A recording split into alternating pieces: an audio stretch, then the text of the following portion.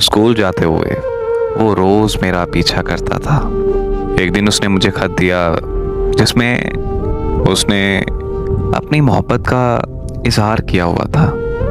उसने मुझे 10 बजे स्कूल के बाहर आने का बोला।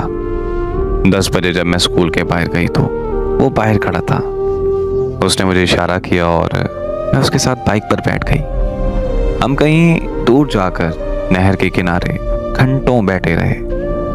फिर जब छुट्टी का वक्त हुआ तो उसने मुझे स्कूल के बाहर उतार दिया। हम हफ्ते में 1-2 दफ़ा ऐसे ही बाहर जाने लगे। इसमें कोई शक नहीं है कि मुझे उससे पहली और सच्ची मोहब्बत हो गई थी। एक दिन मेरे घर वालों को सब पता चल गया और मेरे घर वालों ने मुझे खूब मारा। मेरा स्कूल और बाहर आना जाना बंद कर दिया।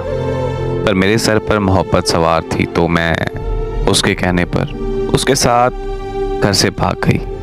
वो मुझे गांव से लेकर लाहौर आ गया।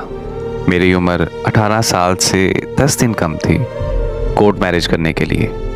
उम्र का 18 साल होना लाजमी था कोर्ट मैरिज करने के लिए। तो हम इंतज़ार करने लगे और हमने उसके दोस्त के घर जाना शुरू कर दिया। हम दोनों में जिस्मानी ताल्लुक़ भी कायम हो चुका था।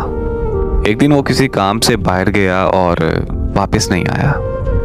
उसके दोस्त ने मुझे बताया कि वो तुम्हें छोड़कर भाग गया है, तुम भी अब यहाँ से चली जाओ।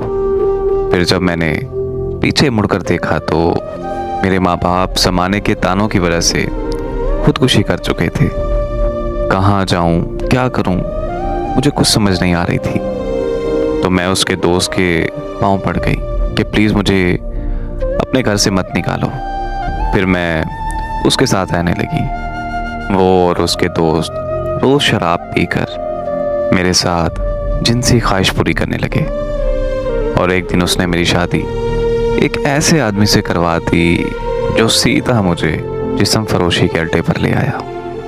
अब मेरी हर रात सुहाग रात की तरह है और फ़र्क सिर्फ इतना है कि हर रोज़ सुहाग बदलते रहते हैं। हाँ, मैं वही लड़की हूँ जिसने अपनी ज़िंदगी को जहन्नम बना डाला।